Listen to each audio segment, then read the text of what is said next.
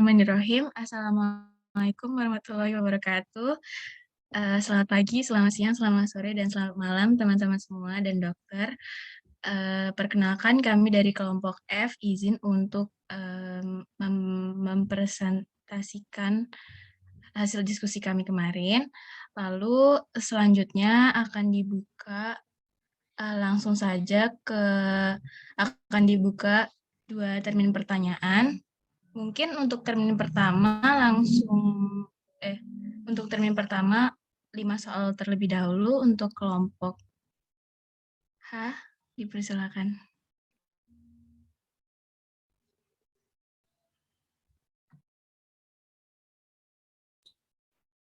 Permisi kelompok F, perkenalkan saya Putri NIM 11802, izin bertanya.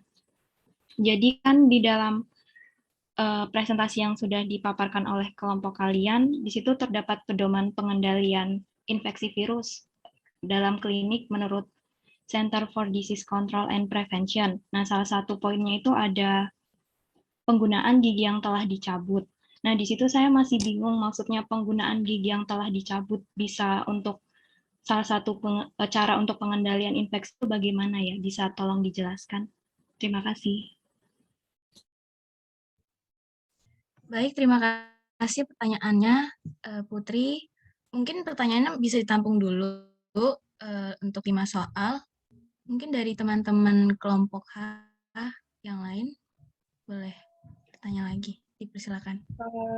Halo, suaranya dengeran? Iya, terdengar, Poni. Baik, nama saya Foni, NIM 11803. Di sini saya ingin bertanya tentang itu. Di makalah teman-teman kan ada itu hepatitis di kedokteran gigi. Yang umum itu adalah HEPA tipe B, C, sama tipe D. Nah, itu gimana cara kita sebagai dental hygienist itu tahu kalau klien kita itu mengidap penyakit HEPA yang tipe BCD itu, padahal HEPA tipe itu tuh tidak terlihat adanya tanda dan gejala seperti itu. Sama satu lagi, untuk hepatitis A itu kan dia tertularnya lewat makanan atau minuman. Nah, itu tuh berarti ada campur tangan dari saliva atau tertularnya itu gara-gara makanan atau minuman itu dia kayak dijual di tempat yang yang lingkungannya itu tuh punya gimana sih ngomongnya, punya prevalensi penyakit hepatitis A itu tinggi. Soalnya kan di makalah itu juga ada kata-kata itu. Nah, kalau misalnya dia itu tertularnya lewat ada campur tangan sama saliva, itu kan berarti saliva itu ini bukan sih cairan tubuh, bukan sih? Kalau misalnya iya, berarti apa bedanya sama hepatitis B di mana dia juga tertularnya lewat cairan tubuh gitu kan? Apa cuma jenis virusnya yang beda atau bagaimana? Terima kasih, maaf ya kalau panjang.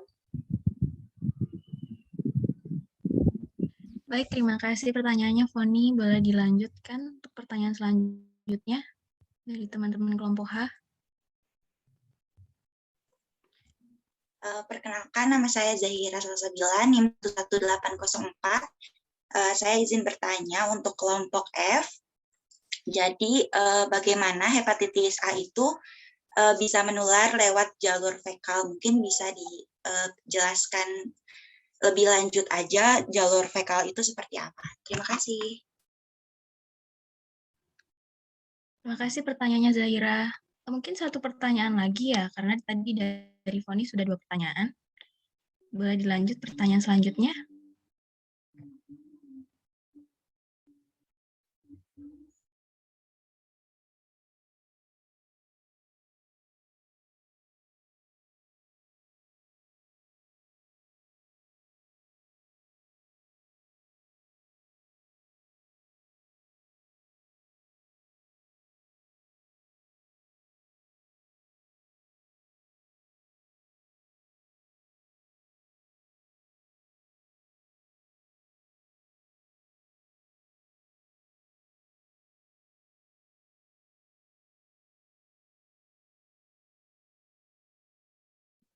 Halo teman-teman dari kelompok H. Ya, Aditya, saya izin bertanya. Baik. Silakan Tamara. Mungkin bisa dijelaskan lebih lanjut tentang konsep hepatitis D menjadi koinfeksi dari imunisasi hepatitis B. Seperti itu, Ditya. Masih belum paham. Baik, terima kasih atas pertanyaannya dari kelompok H. Mungkin dari kelompok F bisa langsung dijawab saja untuk kelima pertanyaan tersebut. Dipersilakan.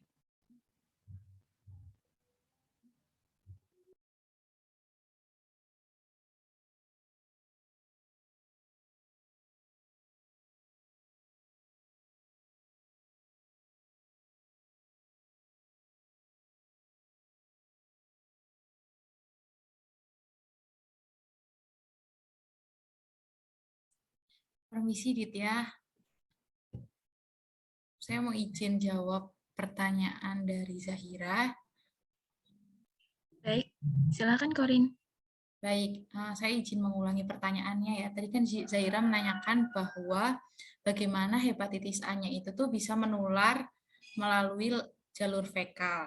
Nah, dari buku yang saya baca itu, penularan fekal oral merupakan rute penularan penyakit ketika patogen yang di dalam partikel tinja seseorang berpindah ke mulut orang lain. Nah, pasti kan masih bingung. Nah, itu penyebab utamanya itu penularan penyakit fekal oral, misalnya tuh kekurangan sanitasi yang memadai.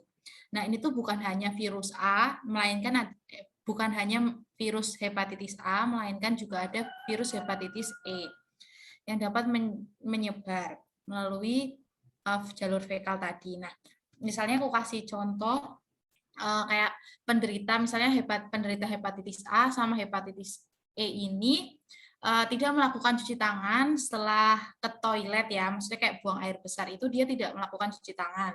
Lalu penderita ini tuh menyentuh benda-benda yang lain, kemudian benda tersebut itu tuh tersentuh oleh orang lain. Nah, apabila orang tersebut tidak mencuci tangannya dan dia makan, dengan itu virus hepatitisnya itu tuh dapat tertular ke orang lain gitu. Terus bisa juga ketika kita mengonsumsi makanan yang disiapkan oleh penderita hepatitis yang sama sekali tidak cuci tangan setelah ia buang besar. Seperti itu. Apakah sudah bisa dipahami, Zahira? Sudah, Karin. Terima kasih.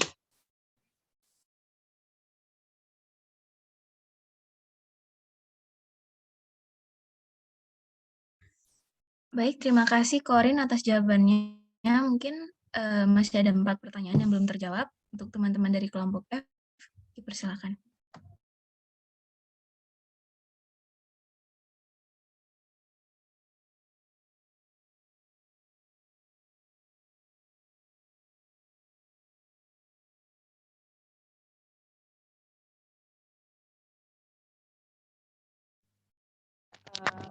Maaf Ditya, sebelumnya suaraku terdengar nggak? Terdengar jelas, Fen.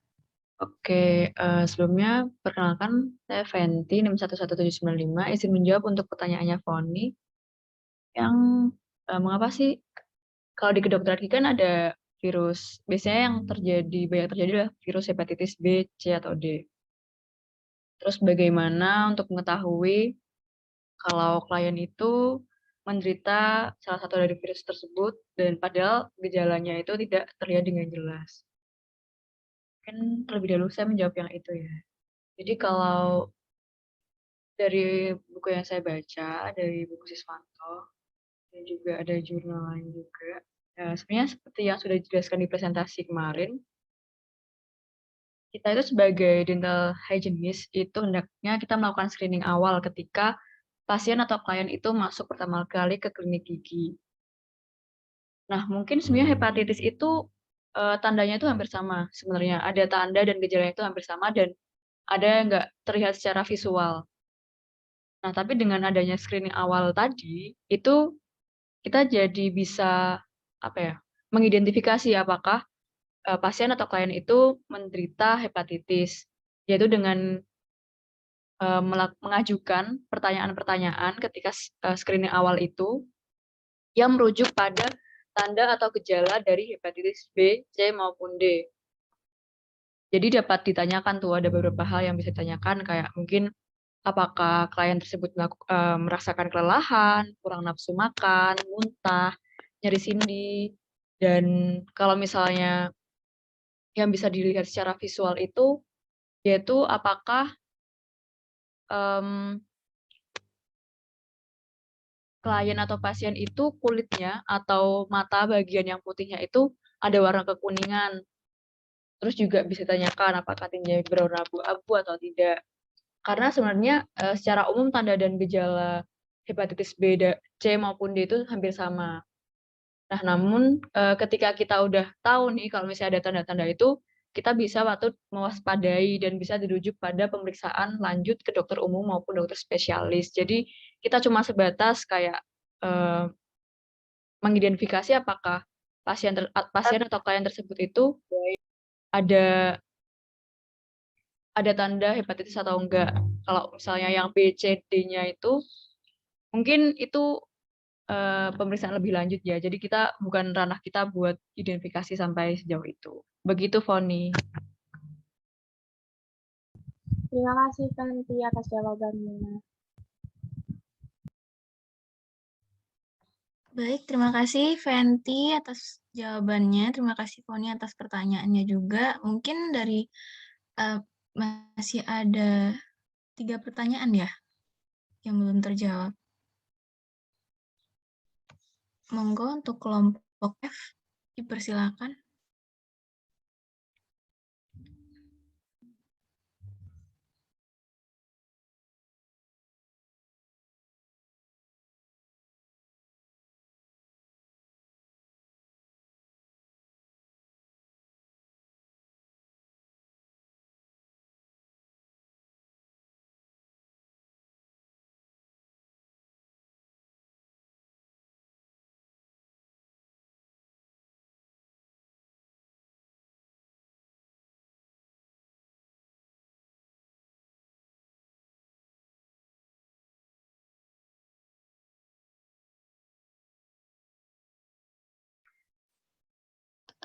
Baik, sebelumnya perkenalkan nama saya Aditya.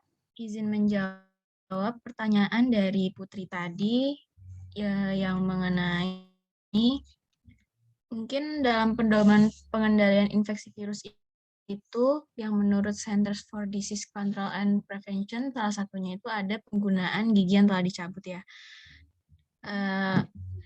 Dari jurnal yang kami baca itu sebenarnya tidak menjelaskan lebih lanjut, tapi mungkin kurang lebih ketika klinik gigi ada prosedur pencabutan gigi, maka gigi yang telah dicabut tersebut tidak boleh sembarang digunakan. Jadi harus sesuai dengan peraturan atau harus sesuai dengan prosedur yang ada. Menurut kami seperti itu sih, karena di jurnal tersebut juga tidak menyebutkan lebih rinci penggunaan gigi yang telah dicabut itu dalam disease control and prevention itu bagaimana, begitu. Begitu Putri, apakah jawabannya bisa diterima? Oke, terima kasih kelompok F, sudah cukup bisa diterima. Baik, berarti masih ada 2 pertanyaan lagi dari kelompok A yang belum terjawab. Mungkin dari teman-teman kelompok F boleh menjawab pertanyaan tadi. Silakan. Permisi, Ditya. Baik, Devi. Perkenalkan, saya Devi, NIM 11793. Izin mencoba menjawab pertanyaan dari Foni mengenai hepatitis A ditularkan lewat makanan atau minuman. Apakah ada hubungannya sama rongga mulut? Kalau iya, beda dengan hepar B yang ditularkan lewat cairan di rongga mulut apa? Apa cuman jenis virusnya yang beda? Jadi yang membedakan hepatitis A dan B itu salah satunya ya jenis virusnya. Kalau hepatitis A itu kan virusnya HAV, sedangkan hepatitis B itu HBF. Mungkin kalau untuk hepatitis A, seperti yang dijelaskan oleh Corin tadi, ditularkannya tuh bisa dari seseorang yang habis buang air besar, kemudian tidak cuci tangan dan kontak. Kalau yang melalui makanan itu mungkin kayak bisa bergantian menggunakan alat makan atau minum yang sama, jadi kayak makannya bareng, jadi ada satu orang yang terkena terus makan bareng, terus itu jadi kan bisa tertular gitu. Terus kalau untuk yang HBV itu kan ditularkannya dari darah maupun cairan tubuh, jadi darahnya itu masuk ke orang lain, jadi perantaranya tuh lewat darah langsung. Mungkin itu kalau dari saya, dari teman-teman yang lain kalau ingin menambahkan, silahkan. Baik, Ditya, saya izin untuk menambahkan. Perkenalkan, nama saya Corina Laila Herlita dengan NIM 11792. Di sini saya akan menambahkan cara penularan dari hepatitis B tadi. Nah, penyebaran dari virus hepatitis B ini bisa diakibatkan oleh adanya hubungan langsung atau kontak secara langsung dengan darah maupun cairan tubuh dari penderitanya itu, atau yang disebut karier. Nah, itu tuh salah satu contohnya itu tuh seperti kontak seksual yang sering berganti pasangan dalam berhubungan intim dan tidak menggunakan alat kontrasepsi. Yang kedua, yaitu kontak darah melalui misalnya seperti transfusi darah. Terus yang ketiga itu ada kontak plasenta dari ibu pada anak, dan yang terakhir itu ada kontak air liur, contohnya itu seperti penggunaan sikat gigi secara bersamaan, yang dimana tuh terkadang kan kita menggunakan sikat gigi itu terlalu keras dan menyebabkan adanya keluaran darah. Nah, kurang lebih seperti itu. Apakah Poni bisa diterima jawabannya? Oke, tapi sebentar. Kalau mau nambah dikit ya, yang di makalah itu kan yang hepatitis A itu juga bisa ditularkan gara-gara bepergian ke negara yang tingkat infeksi HIV-nya tinggi. Itu berarti dia juga nularnya bisa lewat udara kah? Atau gimana? Apa gara-gara dia pas pergi terus gimana ya? Ya itu gimana itu maksudnya?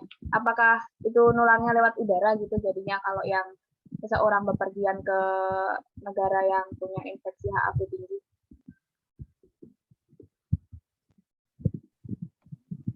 Baik, terima kasih Foni. Mungkin saya izin mencoba menjawab ya. Seperti yang disampaikan Devi tadi, semisal sedang makan bersama di tempat makan dan memang di negara tersebut itu prevalensi HIV-nya itu tinggi. Jadi persentase kita untuk terkena penyakit HIV itu, penyakit hepatitis A itu jadi lebih rentan begitu. Mungkin itu sih, karena kayak mungkin kayak COVID-19 gitu loh, kalau misalnya kita ketemu banyak orang nih, nanti kira-kira nanti kita tuh lebih rentan terkena COVID-nya begitu. Mungkin seperti itu. Kalau dari saya, mungkin dari teman-teman kelompok F ada yang mau menambahkan lagi?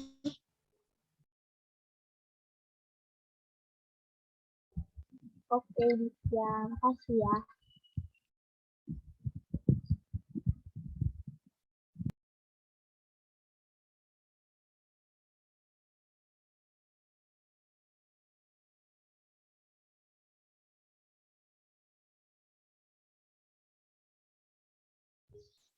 Baik, berarti ini masih ada satu pertanyaan dari Tamara tadi yang mengenai konsep hepatitis D menjadi koinfeksi dari imunisasi HBV. Mungkin dari teman-teman kelompok F bisa dijawab pertanyaannya.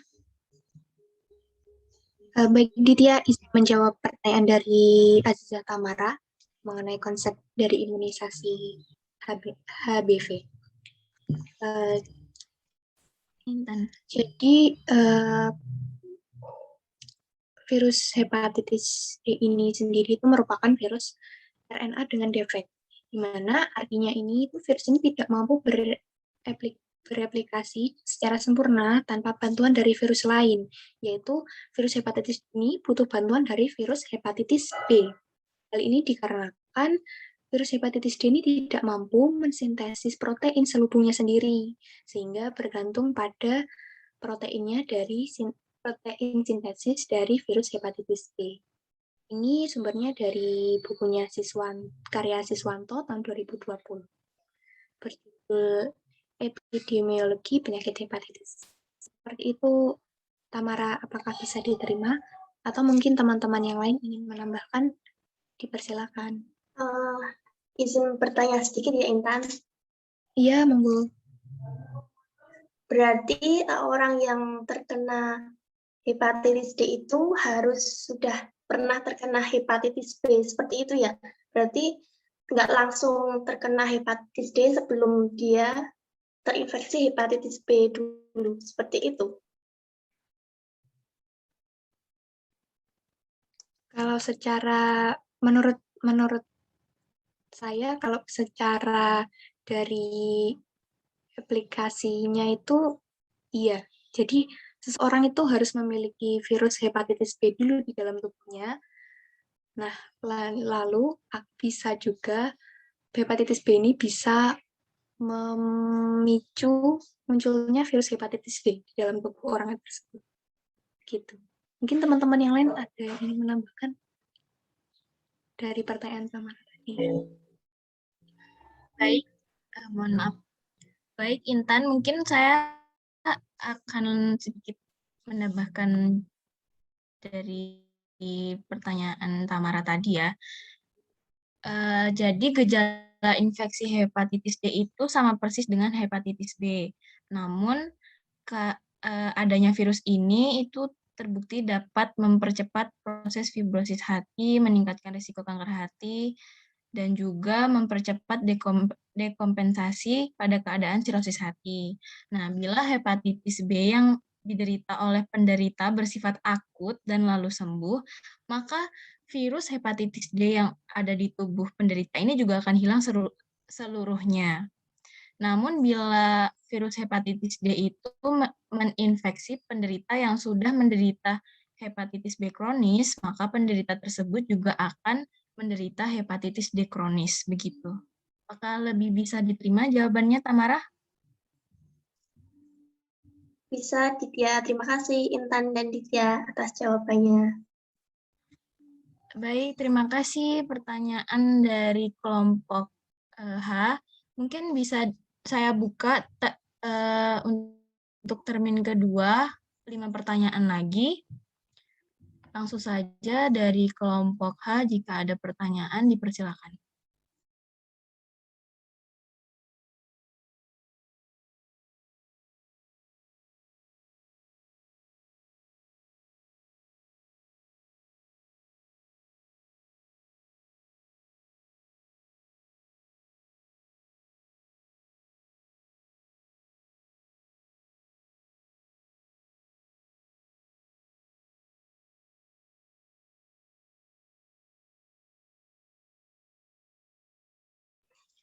Mungkin dari saya dulu, teman-teman kelompok F. Perkenalkan, saya Zahira Salsabila, NIM 11804.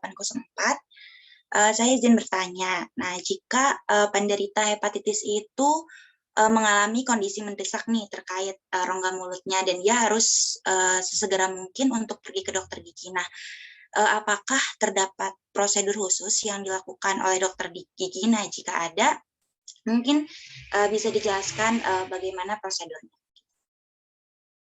Apakah cukup jelas? Oke, makasih. Baik, terima kasih pertanyaan. Bisa dilanjut untuk pertanyaan selanjutnya dari kelompok H. Dipersilakan. Permisi, saya izin bertanya lagi. Sebelumnya, perkenalkan lagi, saya Putri, NIM 11802. Izin bertanya. Tadi kan sudah dijelaskan oleh Fenty bahwa tenaga kesehatan itu harus bisa untuk screening awal penyakit hepatitis. Nah, sebagai tenaga medis di klinik gigi, kan salah satu screening awalnya itu melihat manifestasi oral dari penyakit dari penderita hepatitis. Nah, bisa dijelaskan mungkin ada beberapa apa saja manifestasi oral dari penderita penyakit hepatitis. Lalu satu lagi pertanyaan, di makalah itu kan dijelaskan bahwa penyakit hepatitis dan hepatitis C dan D. Yang ingin saya tanyakan, untuk penyakit hepatitis C dan D itu apakah ada faktor yang dapat memperparah penyakit hepatitis tersebut? Apakah dapat diterima pertanyaannya? Baik, bisa diterima pertanyaannya Putri. Terima kasih atas pertanyaannya. Selanjutnya untuk pertanyaan dari kelompok H, jika ada pertanyaan, waktu dan tempat dipersilakan. Halo teman-teman kelompok F. Di sini saya cuma pengen tahu aja, kan kalau hepatitis itu kan dia ditularkannya gara-gara ada infeksius agen sama non-infeksius agen. Kalau yang infeksius agen itu kan dari virusnya ya. Kalau misalnya contoh dari yang non-infeksius agennya itu apa ya? Udah sih.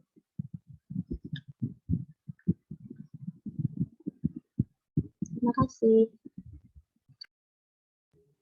Baik, terima kasih atas pertanyaannya, Foni.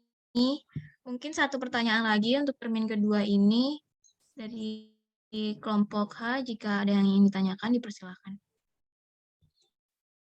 Iya, Ditya, saya Aziza Faragiska, NIM 11851, izin bertanya. Jadi kan dalam materi kelompok F dijelaskan bahwa keragaman genetik virus hepatitis C yang luas membuatnya sulit untuk mengembangkan vaksin untuk mencegah infeksi virus hepatitis C. Berarti dalam hal ini belum ada vaksin untuk virus hepatitis C ya. Lalu bagaimana cara pencegahan untuk virus hepatitis C karena tadi tidak ada vaksin tadi.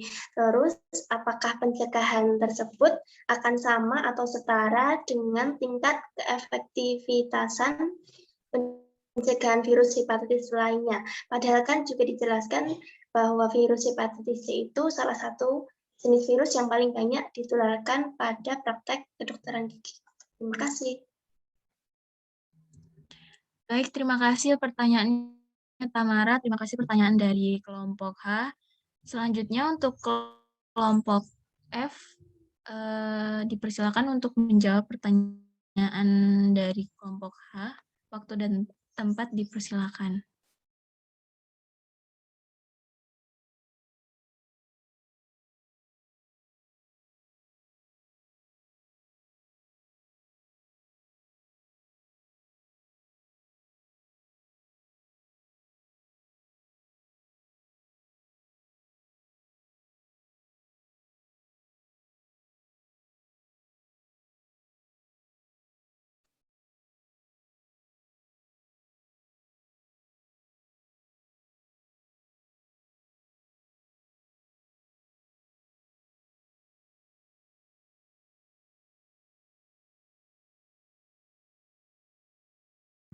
Halo teman-teman kelompok F.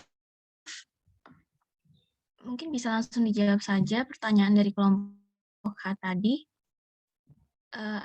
Ada 5 pertanyaan. Waktu dan tempat dipersilakan.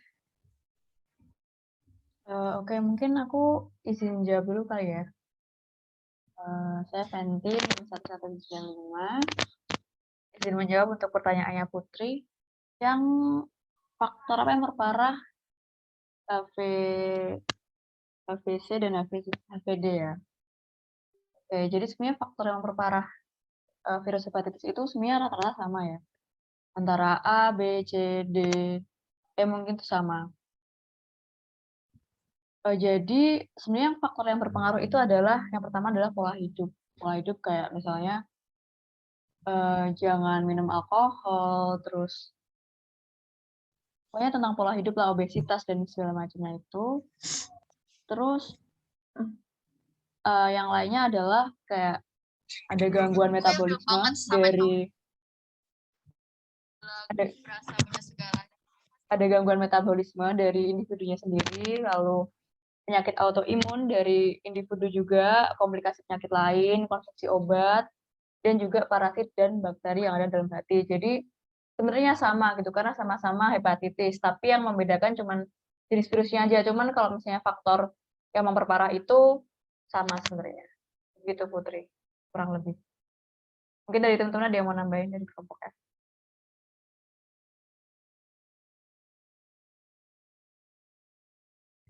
Baik, terima kasih atas jawabannya, Fenty. Untuk teman-teman, jika ada yang ingin menambahkan, dipersilakan, atau ingin menjawab pertanyaan selanjutnya dari kelompok H tadi, dipersilakan.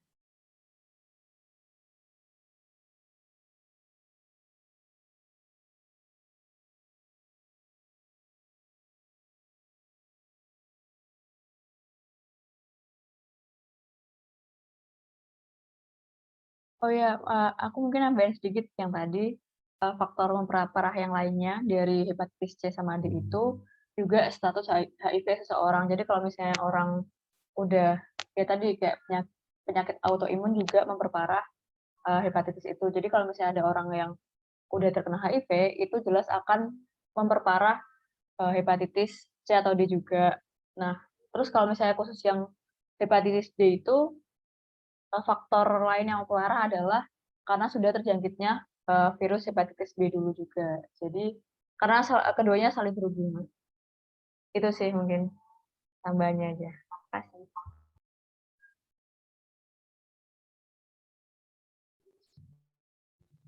Baik, Fenty.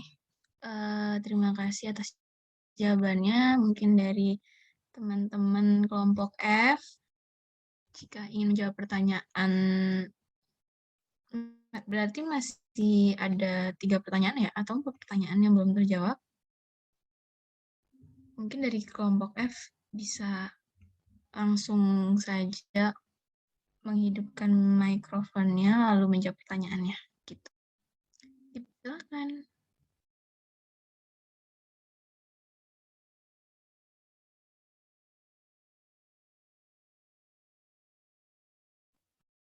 Ditya, permisi izin menjawab pertanyaan dari Putri mengenai manifestasi oral dari penyakit hepatitis. Baik, silakan Intan. Oke. Jadi di sini saya menemukan bahwa melalui pemeriksaan jasmani terlebih dahulu, yaitu warna kuning yang terlihat lebih mudah pada sklera atau pada mata, lalu pada kulit juga terlihat kuning. Dan untuk yang lebih spesifik lagi yaitu manifestasi oralnya, itu terdapat selaput lendir pada palatum,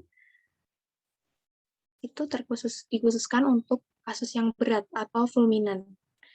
Ya, pengertian fulminan itu sendiri merupakan sindrom klinis gangguan hepar yang parah. Gangguan ini dapat menyebabkan koma hati dan menurunnya kapasitas sintesis hati. Perkembangannya terjadi dalam kurun waktu 8 minggu setelah timbulnya hepatitis dalam tubuh seseorang. Dan juga di dalam oral itu terdapat bau yang spesifik, yaitu disebutnya di sini Vater hepaticum. Seperti itu. Oke, mungkin teman-teman yang lain ada yang ingin menambahkan? Permisi, saya Devi dengan NIM 11793, izin menambahkan jawaban dari Intan. Saya menemukan sebuah jurnal mengenai oral manifestasi of hepatitis C virus infeksi. Nah, di jurnal ini tuh disebutkan manifestasi oral pada hepatitis C itu yaitu Linsen planus oral, merupakan sebuah kondisi peradangan kronis yang berpotensi ganas, yang itu tuh yang dimediasi oleh sel dari berbagai antigen ekstrinsik. Selain itu juga ada sindrom Sjögren, yaitu eksokrinopati autoimun yang ditandai dengan kekeringan pada mulut akibat hilangnya fungsi sekresi kelenjar ludah, kemudian dapat menyebabkan penyakit sindrom Sjögren itu tuh juga bisa menyebabkan peningkatan terjadinya karies, kekeringan mukosa oral, nyeri, peningkatan infeksi, perubahan sifat air liur, dan pembesaran kelenjar ludah. Mungkin itu dari saya. Terima kasih jawabannya, Devi. Mungkin masih ada 2 pertanyaan ya yang belum terjawab. Untuk teman-teman dari kelompok F, dipersilakan. Permisi Ditya, saya Devi dengan NIM 11793 ingin mencoba menjawab pertanyaan Foni mengenai apa contoh non-infeksius agen dari virus hepatitis. Jadi hepatitis itu tuh dibagi menjadi 2, yaitu disebabkan oleh infeksius agen dan non-infeksius agen. Nah, yang infeksius agen itu tuh disebabkan oleh virus hepatitis. Dan itu tuh menyebabkan virus hepatitis A, B, C, D, dan E yang sudah dijelaskan oleh teman-teman. Selanjutnya untuk yang non-infeksius itu tuh disebabkan oleh faktor lain. Itu tuh bisa karena oleh kalau yang non infeksius itu berarti tidak disebabkan oleh agen perinfeksi, yang di sini tuh virus ini tuh dapat menyebabkan hepatitis akut. Itu tuh contohnya karena obat-obatan. Obat-obatan itu bisa menyebabkan hepatitis yang diinduksi obat, kemudian disebabkan oleh alkohol itu bisa menyebabkan fatty liver disease, akut alkoholik hepatitis, dan alkoholik sirosis. Kemudian bisa juga karena kondisi imunologi itu bisa menyebabkan hepatitis autoimun, penyakit biliar seperti primary biliary cholangitis atau primary sclerosing cholangitis. Kemudian bisa disebabkan oleh metabolik atau herediter, itu bisa menyebabkan penyakit hati berlemak non-alkohol, hemochromatosis, dan penyakit Wilson. Yang selanjutnya itu bisa karena disfungsi saluran empedu, itu bisa menyebabkan hepatitis kolestatik. Mungkin seperti itu, Foni.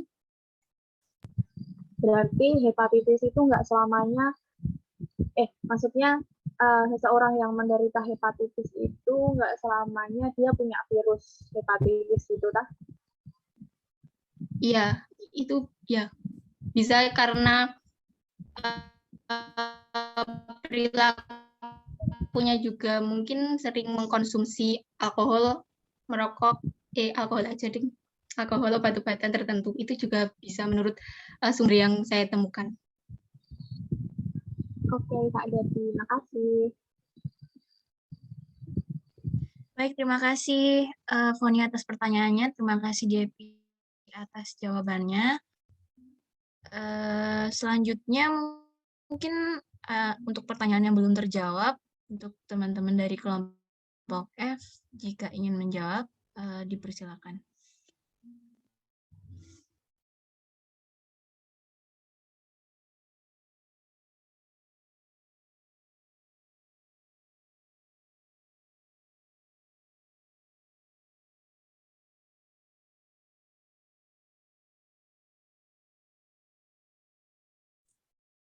Permisi Ditya, saya izin menjawab pertanyaan dari Tamara tadi. Perkenalkan, saya Corin dengan NIM 11792. Mengenai pertanyaan Tamara tadi, apakah pencegahan tersebut sama? Oke, yang tentang hepatitis C ya. Ya betul, belum ada vaksin khusus untuk hepatitis C. Nah, sebenarnya untuk pencegahan infeksi hepatitis C ini kurang lebih sama seperti pencegahan jenis hepatitis lainnya. Tidak ada pencegahan yang khusus karena penularan hepatitis itu rata-rata hampir sama. Nah, strategi untuk mengurangi atau menghilangkan potensi resiko untuk penularan ini yaitu dari donor yang terinfeksi, termasuk screening dan pengujian donor dan inaktivasi virus dari produk turunan plasma telah sangat berhasil. Namun, strategi untuk mengurangi atau menghilangkan potensi risiko penularan ini dari perilaku berisiko tinggi seperti konseling dan layanan pengurangan risiko perlu diimplementasikan secara lebih luas. Jadi itu intinya itu pencegahan khususnya itu tuh tidak ada. Apakah sudah bisa menjawab, Tamara? Sudah bisa, Korin. Terima kasih.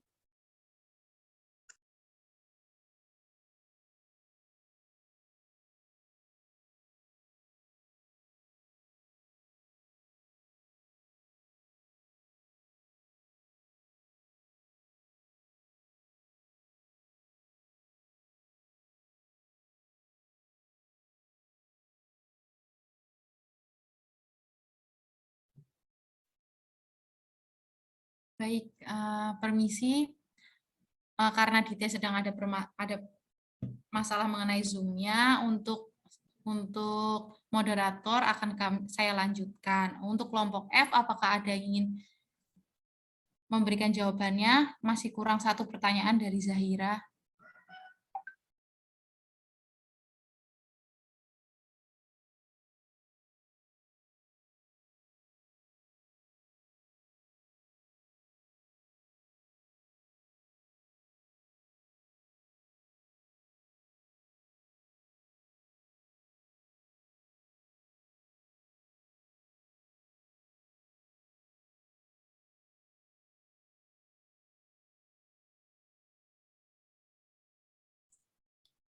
Kelompok F, apakah?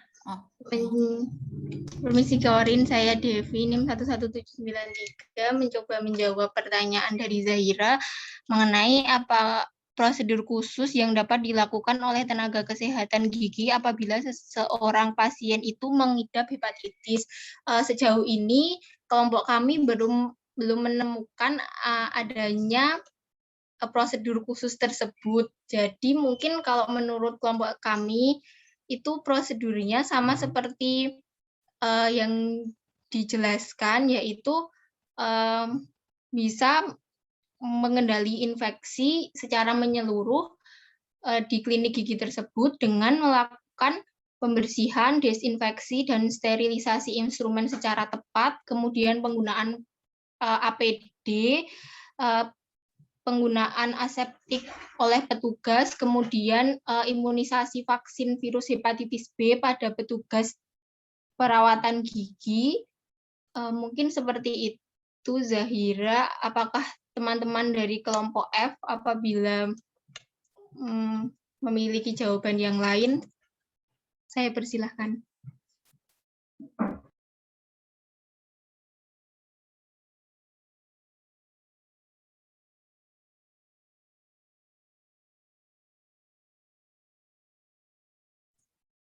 Bagaimana kelompok F? Apakah ada yang ingin menambahkan? Dan apakah Zahira sudah cukup dengan jawaban yang disampaikan? Terima kasih kelompok F sudah mencoba menjawab. Tidak apa-apa, sudah cukup kalau menurut saya. Sudah cukup paham. Terima kasih.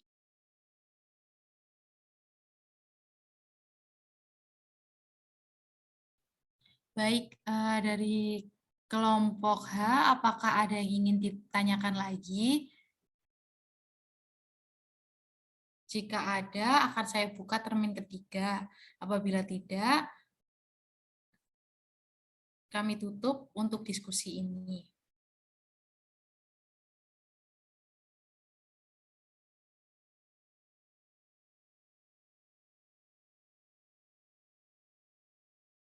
Mungkin dari kelompok H sepertinya sudah cukup, Korin. Oh, baik, terima kasih. Baik, terima kasih. Apabila sudah tidak ada pertanyaan dari kelompok H, diskusi ini akan kami tutup. Sekian dari kelompok kami. Mohon maaf apabila ada kekurangan dalam penyampaian jawaban atau masih belum bisa menerima jawaban yang telah kami jawab. Bisa menghubungi kami melalui kontak WhatsApp masing-masing. Sekian dari kami. Assalamualaikum warahmatullahi wabarakatuh.